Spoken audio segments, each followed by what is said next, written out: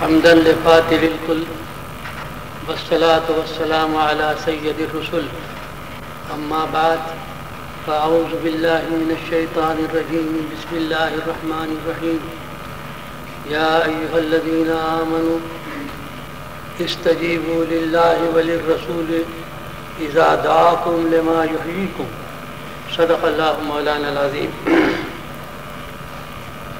جناب پرنسپل صاحب، اساتذہ کالج اور طلباء کالج اور حاضرین کرام، مجھ ناچیز کے متعلق جو الفاظ فرمائے گئے میں ان کا بالکل مصداق نہیں ہوں، البتہ اس کا جو مصداق ہو سکتے ہیں ایسے حضرات کی جوتیاں ضرور اٹھائی ہیں اور اسی نسبت سے اپنی زندگی کے کچھ ایام گزارنا چاہتا ہوں اور گزار رہا ہوں. آپ کا ادارہ وہ ادارہ ہے جس میں صحت انسانی سے متعلق پڑھایا جاتا ہے، سکھایا جاتا ہے اور صحت یابی کے طریقوں پر عمل کرنا سکھایا جاتا ہے. مناسب معلوم ہوا کہ انسانی صحت سے متعلق کچھ باتیں آپ کے گوش گزار کی جائیں. ہم اس دنیا میں بیمار ہوتے ہیں، امراض لاحق ہوتے ہیں، اس کا علاج معالجہ صدیوں سے چلا ہی آ رہا ہے. لیکن دور حاضر میں جو طب سب سے زیادہ دنیا پر غالب آ گئی اس کا نام ایلوپیتھی ہے. یہ ڈاکٹر اپنی فن کی کچھ بنیادیں رکھتے ہیں اور ظاہر ہے کہ اسی کے مطابق علاج معالجہ کرتے ہیں. لیکن اللہ تعالیٰ نے آج سے 150 برس پہلے ایک شخص کو پیدا کیا جرمنی میں، جس کا نام ہنیمان تھا. اس کو اللہ تعالیٰ نے ایک طریقہ القاء کیا. یہ بات میں آپ سے عرض کروں،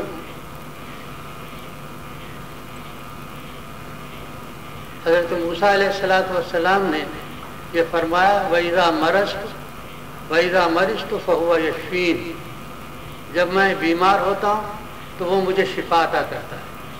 بیماری بھی حق تعالیٰ کی طرف سے ہے اور شفا بھی حق تعالیٰ کی طرف سے ہے. شفا کے ابتدائی طریقے انسان کے ذہن میں جو آئے، اگر آپ اس تاریخ پہ غور کریں اور یہ غور کریں کہ پہلے انسان نے جب کوئی جڑی بوٹی استعمال کی ہوگی اپنی کسی دکھ کسی تکلیف کے لیے، تو اس جڑی کے خواص اور اس کے اثرات ذہن انسانی میں کس نے ڈالے ہوں؟ کس معامل میں جا کے اس نے یہ تجربہ کیا تھا کہ اس جڑی بوٹی کی یہ خواص ہیں، اس کے یہ اثرات ہیں، اور اس کے بعد اس نے وہ استعمال کیا. یا انسان کو چھوڑیے، یہ جو حیوان ہیں جن کو اللہ تعالیٰ نے تدبر اور تفکر کی دولت دی ہی نہیں، وہ بھی بیمار ہوتے ہیں، وہ بھی جڑی بوٹیاں استعمال کرتے ہیں. کون ان کو سکھاتا ہے کہ پیٹ کے درد کی یہ دوا ہے؟ فلاں جانور کو تو کوئی نہیں سکھاتا، سکھانے سے وہ سیکھ سکتا ہے. دراصل شفا یابی کا جو طریقہ ہے وہ القائی طریقہ ہے. حق تعالیٰ خود القاء فرماتے ہیں. پھر انسان کو چونکہ اللہ تعالیٰ نے تعقل دیا، تفکر دیا، تدبر دیا، انسان پھر ان القائی مبادی کو اس کی تفصیلات کے اندر جاتا ہے اور اس کی تفصیلات معلوم کرتا ہے. لیکن جو اصل ابتدا ہوتی ہے وہ تو محض القاء ربانی ہوتی ہے. اور یہ القاء جب جانوروں پہ بھی ہوتی ہے تو اس میں کوئی تخصیص نہیں کہ کسی مسلمان کے اوپر ہو جائے یا کسی کافر کے اوپر ہو جائے. تو طریقہ ایک رائج تھا، دنیا میں چل رہا تھا علاج معالجے کا. ایک شخص جرمنی میں پیدا ہوا، اللہ تعالیٰ نے اس کے دل میں ایک بات ڈال دی، اس کے ذہن میں ایک بات ڈال دی. اور آپ حضرات کو معلوم ہے کہ وہ واقعہ کیا ہوا کہ اس کی چہیتی بیٹی ایک بیماری میں مبتلا ہوئی اور وہ مر گئی. اور وہ بھی ایلوپیتھک ڈاکٹر تھا، اس نے بہت کوشش کی مگر وہ بچ نہیں سکتی. تو اس کے دل کے اندر ایک تڑپ پیدا ہوا اور اس کے اوپر ایک غم مستولی ہو گیا، چھا گیا. اور وہ سوچنے لگا، اور ظاہر ہے کہ جب انسان سوچتا ہے تو اس کی فکر غیر شعوری طور پہ جاتی اسی رب حقیقی کی طرف ہے کہ آخر کوئی تدبیر تو ہونا چاہیے کہ جس کی وجہ سے انسان مرنے نہ پائے، یا یہ کہ بیماری جب آئے تو اس سے شفا یاب ہو جائے۔ یہ ہم اس قدر کوشش کرتے ہیں پھر شفا کیوں نہیں ملتی؟ بہرحال اسی تفکر اور اسی تدبر کے اندر اللہ تعالیٰ نے اس کے اوپر ایک القاء کی تدبیر، اور وہ ایک فن بن گیا، اس کا نام ہوا ہومیوپیتھی، کہ یہ آرٹ آف دی سیمیلمم، کہ ایک ہی چیز جو کہ زیادہ مقدار میں کروڈ حالت میں ایک انسان کو کے اندر بیماری کی کیفیات پیدا کرتی ہے، اگر وہی چیز عقل ترین مقدار میں اور اس کی قوت کو بڑھا کے استعمال کی جائے تو وہ اس کے گویا شفا ہوگا۔ اب یہ اصول ایک اس کے ذہن میں القاء ہوا، اس کے بعد پھر اس نے تجربات شروع کی۔ تو وہ حلیمہ آپ سب جانتے ہیں، میں تو سمجھیے کہ آج کوئی سن 48 میں ایک ہومیوپیتھک کانفرنس میں ایک پیپر پڑھا تھا، یا اس کے بعد آج موقع ملا ہے، تو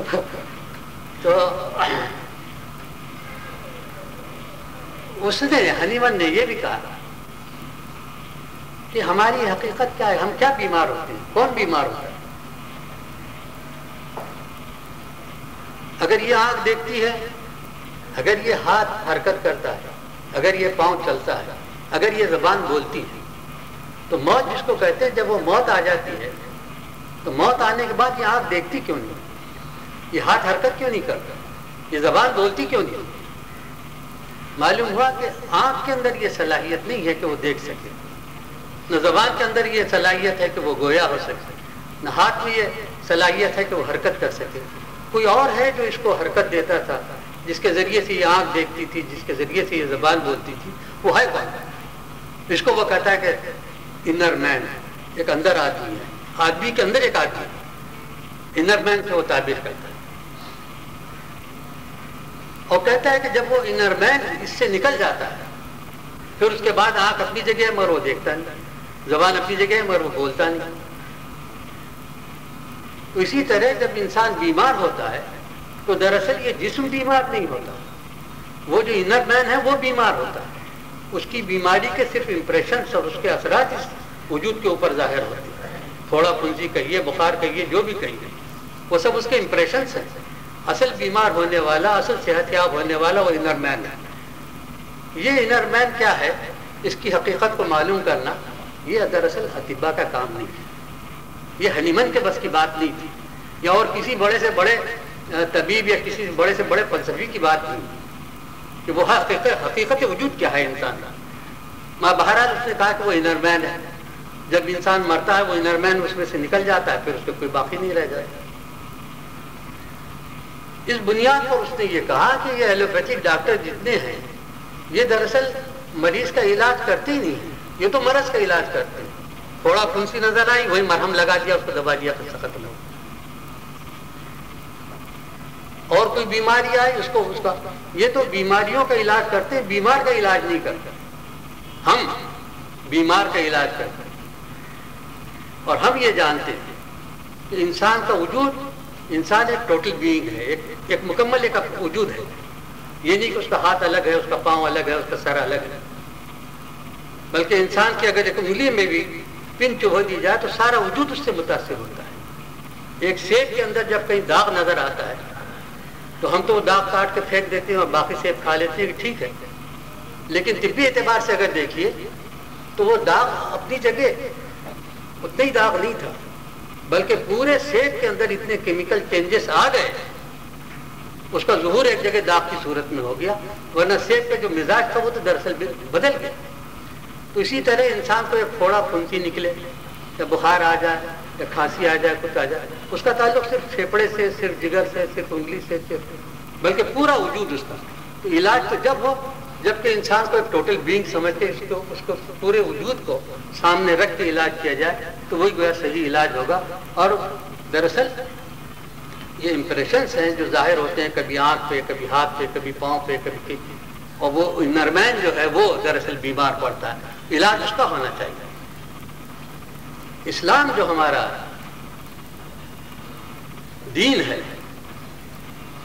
اور پیغمبر جتنے آئے اللہ تعالیٰ نے بھیجے وہ سب صحت انسانی کے لیے بھیجے، کہ اصل شفا انہوں نے یہ بتایا کہ اصل بیماری بخار نہیں ہے، اصل بیماری نابینائی نہیں ہے، بلکہ اصل بیماری حق تعالیٰ کے وجود سے غفلت ہے، آخرت اور ابدی زندگی کے جو حقائق ہیں ان سے ناواقفیت ہے، یہ اصل بیماری ہے۔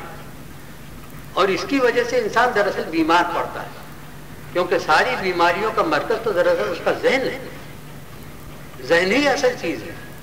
اگر ذہن صحت مند ہے اس کا وجود پورا صحت مند ہے، باوجود اس کے کہ اس کو بخار آ جائے،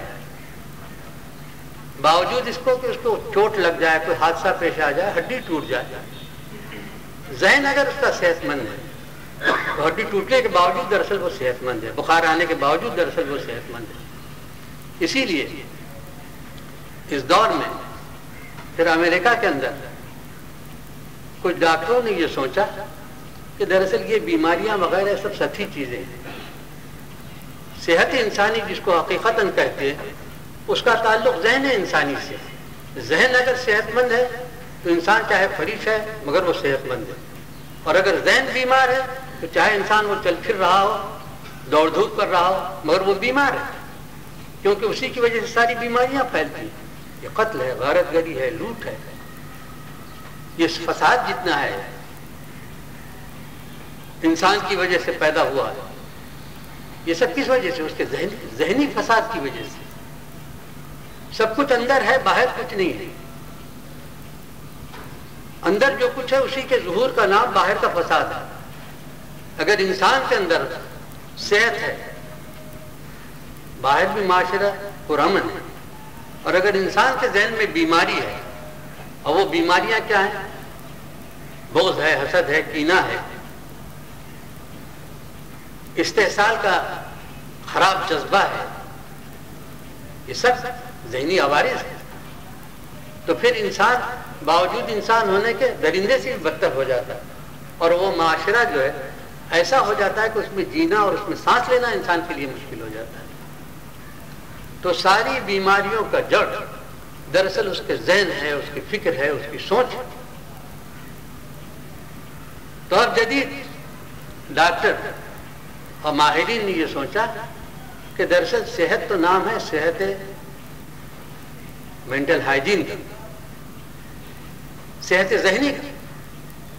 انہوں نے ایک ادارہ قائم کیا، امریکہ میں ایک ادارہ قائم ہوا، انسٹیٹیوٹ آف مینٹل ہائیجین، اور انہوں نے تدبیر کی اور سوچنا شروع کیا کہ کس طرح سے انسان کو ذہنی سکون اور ذہنی صحت عطا کی جا سکتی ہے۔ بہت اس کے اوپر غور کیا، اور جتنا جتنا تفکر بڑھتا چلا گیا اس میں یہ معلوم ہوا کہ کچھ کلیشز پیدا ہوتے ہیں، کچھ ٹکراؤ ہوتا ہے اپنے اندر میں اور باہر میں، اور جب وہ ٹکراؤ پیدا ہوتا ہے تو انسان مضطرب ہو جاتا ہے۔ انسان ایک فکر اپنے اندر رکھتا ہے، ایک معیار اپنی زندگی کو گزارنے کا رکھتا ہے۔ افراد دوسرے جو اسی انسانی معاشرے کے ہیں، اگر ان کا ذہنی معیار وہی موجود نہیں ہے تو ظاہر ہے کہ آپس میں ٹکراؤ پیدا ہوگا، اس کو پھر اضطراب ہوتا ہے، بے چینی ہوتی ہے، اس کی زندگی اس کے لیے اجیرن ہوتی ہے۔ وہ باحیا رہنا چاہتا ہے، بے حیائی کا دور دورہ ہے، اس میں نہیں رہ سکتا۔ وہ پرامن رہنا چاہتا ہے، خارج میں وہ تمام تر غصے و غم اور انتقام، ان جذبات کا ظہور دیکھتا ہے، اس کو سکون نہیں ملتی۔ یہ ایسے ماحول کے اندر جو کہ تضادات کا اور کشمکش کا ماحول ہے، اس میں انسان کو ذہنی سکون کس طرح عطا کیا جائے؟ اب یہ انسٹیٹیوٹ آف مینٹل ہائیجین والے اس پر غور کرنا انہوں نے شروع کیا۔ کرتے کرتے کرتے وہ اس نتیجے پہ پہنچے کہ جب تک انسان اپنے ماحول سے مطابقت نہ پیدا کر لے، کیونکہ ہر فرد انسانی کا اتنا قابو اور اس کے اندر اتنا طاقت تو نہیں ہے کہ وہ معاشرے کے اوپر قابو پا سکے یا اس کو بدل سکے یا اپنی مرضی کے مطابق کر سکے۔ اگر وہ سکون کا طالب ہے اور چاہتا ہے کہ سکون کی زندگی گزارے، جس کا دوسرا نام صحت ہے، تو اس کو چاہیے کہ اپنے ماحول اور معاشرے کے ساتھ تطابق پیدا کرے۔ گنڈوں میں اگر ہے گنڈا بن جائے، شریفوں میں شریف بن کے رہ جائے. تو وہ جو کلیشز ہیں، وہ جو تضادات اور ٹکراؤ ہے، اس سے وہ محفوظ ہوا، اور جہاں ٹکراؤ سے محفوظ ہوا اس کو سکون ہو جائے. اب یہاں کا مسئلہ پیدا ہوا خیر و شر کا، کہ پھر خیر و شر کہتے ہیں، خیر و شر کی تمیز ہی اٹھ جائے دنیا میں. اور اگر خیر و شر کی تمیز ہی اٹھانا ہے تو پھر یہ ساری فکر اور یہ سارا خیال اور یہ سب چیزیں واہیات اور بیکار ہیں. بس انسان اچھلتا کودتا رہے، جیسے سب گزار رہے ہیں ویسے گزارتا رہے، جانور بن جائے، اور کیا. یہ احساسات ہی اس کے اندر باقی نہ رہے خیر اور شر. دوسرا سوال یہ پیدا ہوا کہ کیا کائنات کے اندر ہم کوئی ایسا نمونہ پیش کر سکتے ہیں انسانیت کے سامنے کہ جس کو دیکھ کے وہ یہ کہے کہ یہ سکون ذہنی کا، صحت ذہنی کا ایک معیاری نمونہ ہے، اس کے مطابق تم بن جاؤ تو تم ایسے ہو سکو گے. عالمی سطح کے اوپر انہوں نے بہت غور کیا، ان کو کچھ بھی نہیں مل سکا، ان کا ہو ہی نہیں سکتی کوئی ایک ہستی ایسی. اور دراصل آپ کو بتاؤں کہ یہ انسٹیٹیوٹ آف مینٹل ہائیجین، اس کے پیچھے عیسائیت کار فرما تھی. حضرت عیسیٰ علیہ السلام کا جو تصور ہے، ایک معصوم نبی، تمام تر ترحم، تمام تر عفو درگزر، لیکن اس کے بعد زندگی کے جو اور مسائل ہیں اس میں کوئی کردار حضرت عیسیٰ علیہ السلام کو نظر نہیں آتا جو ہمارے رہبری کے لیے کافی ہو سکتا. اب وہ آ کے یہاں ان کی گردن جھک گئی. حالانکہ اللہ تعالیٰ نے ایک ہستی ایسی پیدا کی تھی، اس کو نمونے عمل بنا کے بھیجا، مگر یہ جانتے بوجھتے کیونکہ اس کا اعتراف نہیں کرنا چاہتے. اب اس وجہ سے وہ درماندہ ہو کے عاجز ہو کے رہ گئے. انہوں نے کہا بس ماحول کے مطابق تطابق پیدا کیا جائے، ایک بار اس ٹال مٹول میں رہے. ڈاکٹر ریس سے اور ڈاکٹر اسمتھ وغیرہ سے اس سلسلے میں کچھ بات بھی ہوئی تھی. تو حاصل اس کا یہ تھا کہ ہم نے ان سے یہ کہا کہ آپ نے کبھی قرآن بھی پڑھا ہے، محمد رسول اللہ صلی اللہ علیہ وسلم کی صحت بھی دیکھی، وہ سیرت پاک بھی دیکھی ہے کہ جو دراصل صحت ذہنی کی اور صحت نفس کی ضامن ہے، اور اس کے اندر اتنی گہرائی اور اتنا پھیلاؤ ہے، اور اس کے اتنے پہلو ہیں کہ دامن محمدی کے اندر ساری کائنات پناہ لے سکتی ہے. اور اس وجہ محمدی سے ہر فرد انسان، چاہے وہ یورپ میں رہنے والا ہو، ایشیا میں رہنے والا ہو، افریقہ میں رہنے والا ہو، کالا ہو، گورا ہو، کوئی زبان بولتا ہو، اس سب کو اس کے اندر سے درس مل سکتا ہے. یہ جامع شخصیت اور یہ نمونہ ہے جو ہم بطور چیلنج کے پیش کرتے ہیں. اور قرآن نے اسی لیے کہا کہ وَفِيكُمْ رَسُولِ اللَّهِ أُسْوَةٌ حَسَنَةٌ، تمہارے درمیان ہم رسول مقبول صلی اللہ علیہ وسلم کی سیرت پاک کو اسوہ کہتے ہیں عربی میں، وہ سیرت جس کے اتباع کی جائے، جو قابل اتباع و قابل عمل. یہ جو احمق کہا کرتے تھے حضور صلی اللہ علیہ وسلم کے دور کے کہ ہم کو اللہ تعالیٰ کو اگر بھیجنا تھا تو ہم ہی میں سے نبی کیوں برپا کیا، فرشتے کو کیوں نہیں بھیج دیا. یہ تو اللہ تعالیٰ کے احسان کی ناشکری کرنے والے تھے. فرشتے بھیجتے تو وہ تو غالب نے پہلے اعتراض کر دیا. اس کے یہ دو فرشتے اللہ نے یہ مقرر کر دیے، کرامن کاتبین، یہ لکھتے رہے ان کے اعمال. غالب نے کہا کہ پکڑے جاتے ہیں فرشتوں کے لکھے پر ناحق. آدمی کوئی ہمارا دم تحریر بھی تھا. ارے بھائی آدمی اللہ تعالیٰ کو مقرر کرتے تو وہ یہ سمجھ سکتا کہ جذبات کیا ہوتے ہیں، انسان مغلوب کیسے ہوتا ہے، شہوت غالب کیسے آتی ہے، زنا کا صدور کیسے ہوتا ہے، غصہ غالب کیسے آتا ہے، اور انسان کسی کو قتل کیوں کرتا ہے. یہ معصوم فرشتے، نہ ان کے اندر جذبات ہیں، نہ کیفیات ہیں، نہ احوال ہیں، بالکل گم سم. اب وہ لکھے جا رہے ہیں. ہم کو تو اللہ تعالیٰ نے جذبات کے اندر ڈال دیا ہے، ان کو کیا احساس ہوا؟ فرشتے مقرر کر دی حساب لکھنے کے لیے صرف، تاکہ وہ غیر جانبدارانہ نہ لکھتے رہے. اس کے اوپر اعتراض ہو گیا اگر فرشتہ نبی بن کے آتا تو وہ کہتے کہ یہ تو مخلوق کی دوسری تھی، اس کے اتباع کیسے کریں. اللہ تعالیٰ نے فرمایا کہ لقد من اللہ علی المؤمنین اذ بعث فیکم رسولا منہم. اللہ تعالیٰ نے بہت بڑا احسان کیا کہ تمہارے اندر تمہیں میں سے ایک رسول کو برپا کیا اور اس کو نمونہ عمل بنا کے بھیجا. اس رسول امی صلی اللہ علیہ وسلم کے پاس علاج تھا اس کا. اسلام بھی یہ کہتا ہے کہ یہ جسم کیا چیز ہے.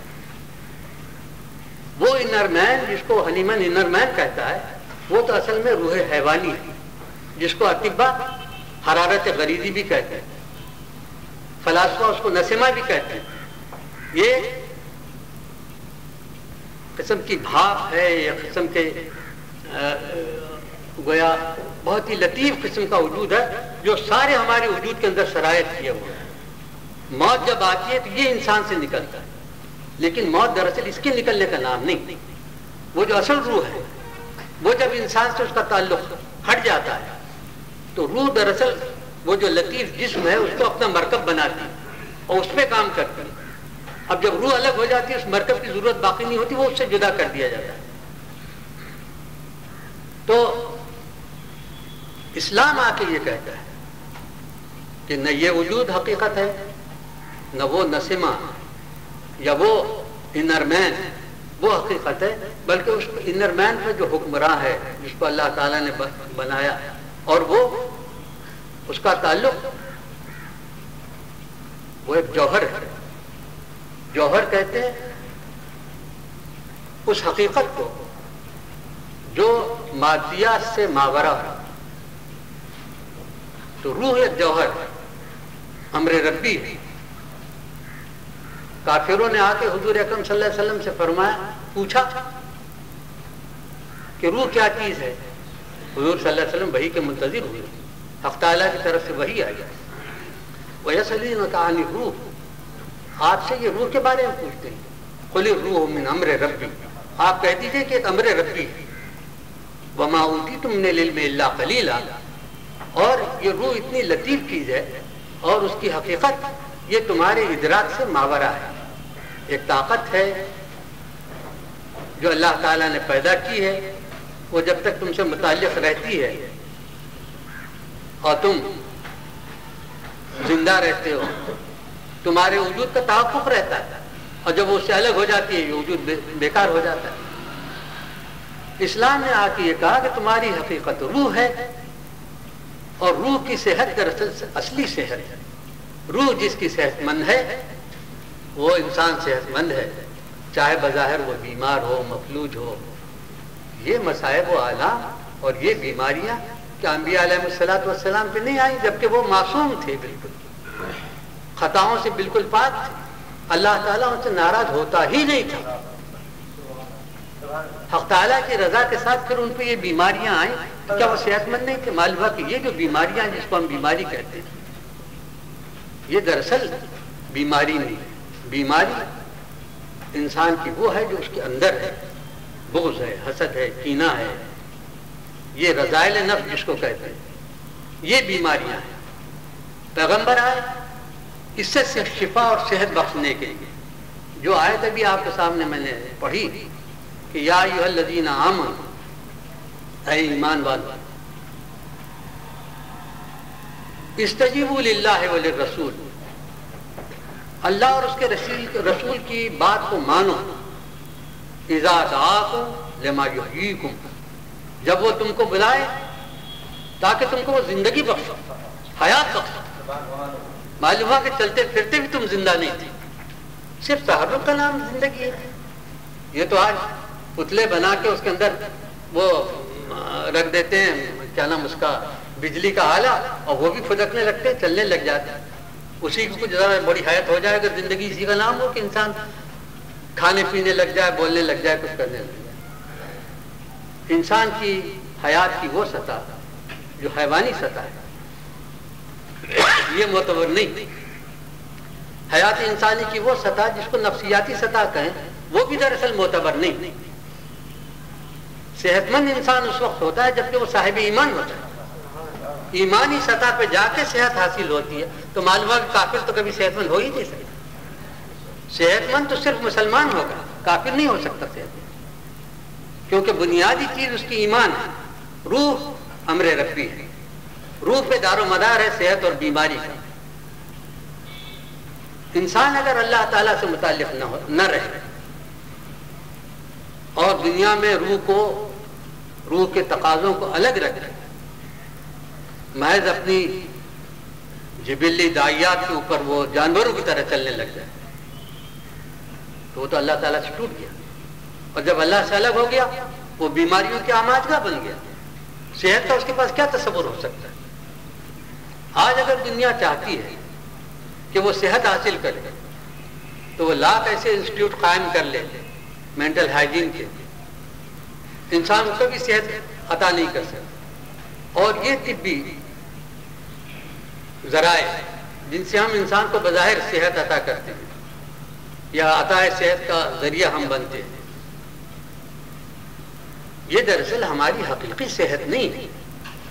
یہ تو امراض سے بچاؤ کی کچھ تدبیریں ہیں کہ جو کبھی کامیاب ہوتی ہیں اور کبھی کامیاب نہیں ہوتی. موت بہرحال آ جاتی ہے. مرنے سے تو کچھ مرنے سے چھٹکارا دلا دے تو میں مان لوں کہ یہ صحت بخشی کا ذریعہ ہے. اور اگر آپ موت سے نہیں بچا سکتے تو کیا صحت آپ نے عطا کی؟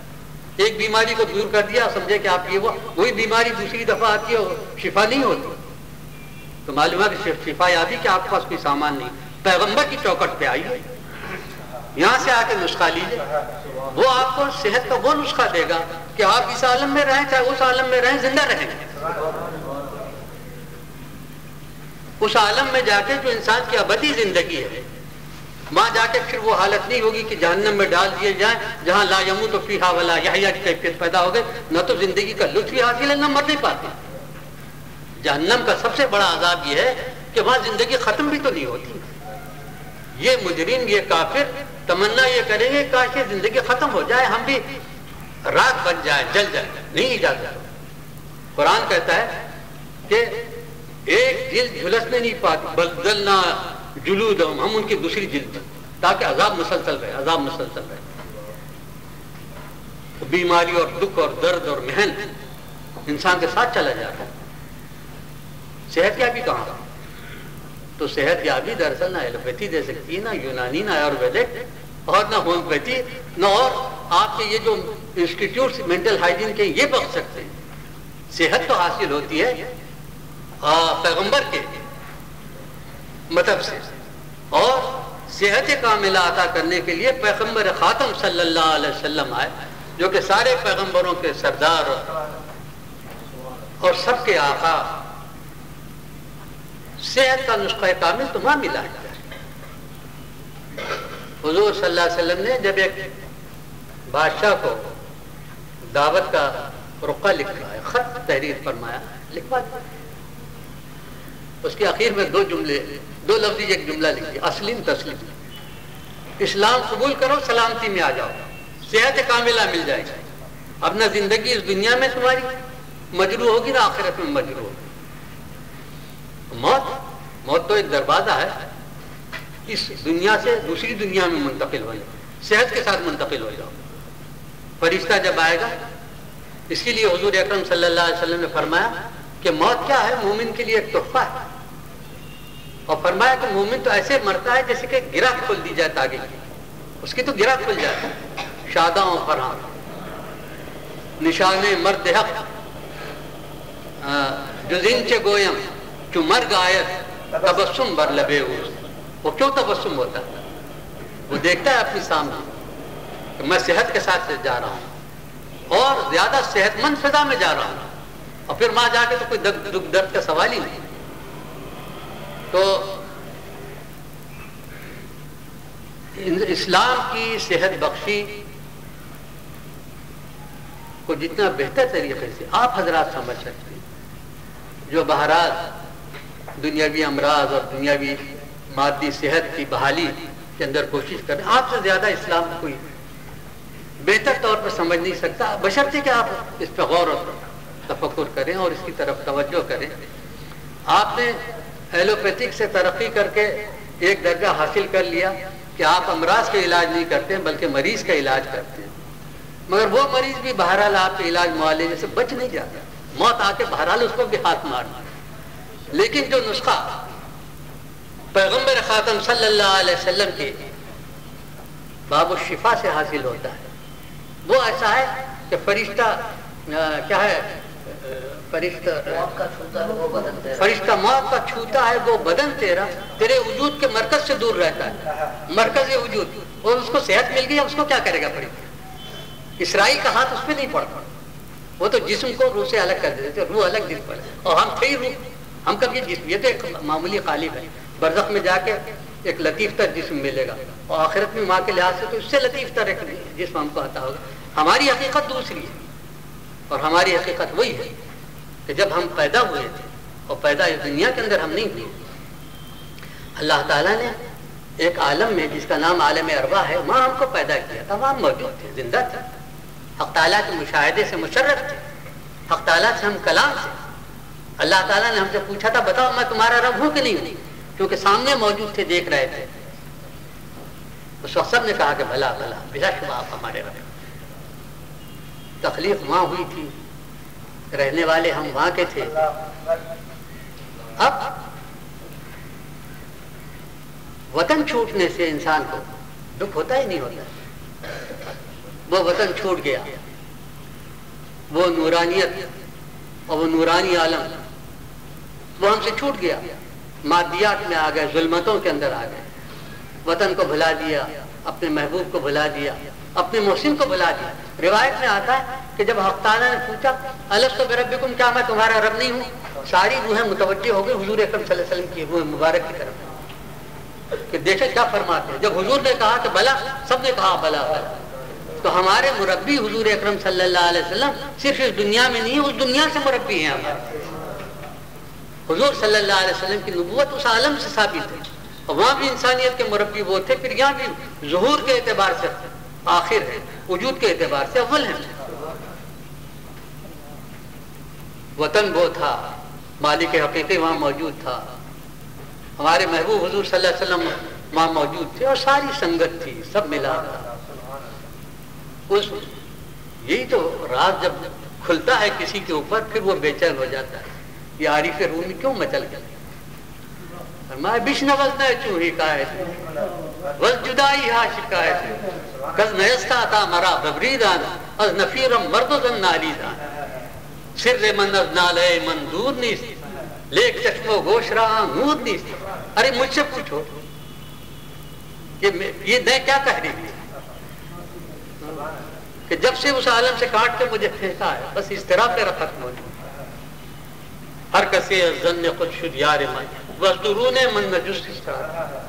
لوگ آ کے ہمدردی مجھ سے کہتے ہیں کیوں رو رہے ہو، ارے کیا تم کو فلاں مال نہیں ملا، فلاں نہیں ملا، اپنے گمان کے مطابق میرے بھید کو کوئی پہچانتا ہی نہیں۔ حالانکہ سر من نالے من دور نہیں، وہ بھید کو چھپا ہوا نہیں ہے، لیکن انسان کو وہ نظر کی، وہ کان نہیں جس سے میرے نالے کو سن سکے۔ اور وہ یہی ہے کہ جب سے بچھڑ گئے ہیں اس عالم سے، پیغمبر آ کے اس عالم کا پتہ دیتا ہے اور اس عالم کے رہنے کے قابل بنا دیتا ہے، صحت کاملہ مل جاتا ہے۔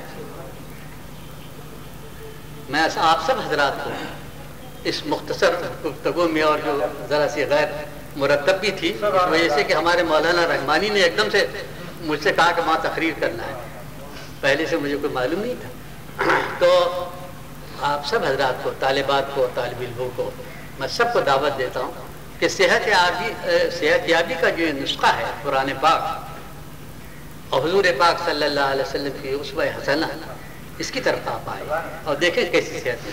وآخر دعوانا الحمدللہ۔